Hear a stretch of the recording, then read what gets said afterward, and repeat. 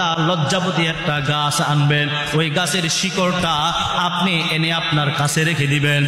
ওই গাছটা আপনার হাতের মধ্যে রেখে 40 দিন দুরূদে ইব্রাহিম আল্লাহুম্মা সাল্লি আলা মুহাম্মাদ ওয়া আলা আলি মুহাম্মাদ কামা সাল্লাইতা আলা ইব্রাহিমা ওয়া আলা আলি ইব্রাহিম ইন্নাকা হামিদুম মাজিদ।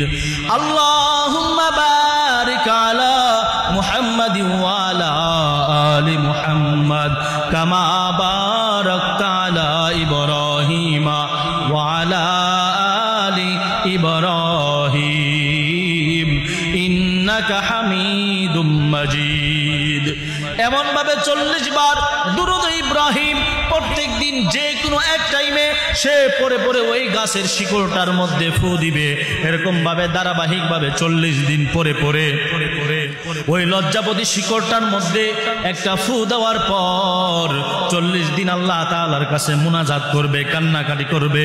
আল্লাহ তাআলার কাছে বলবে, আয় আল্লাহ, আপনি আমাকে একটা সন্তান দান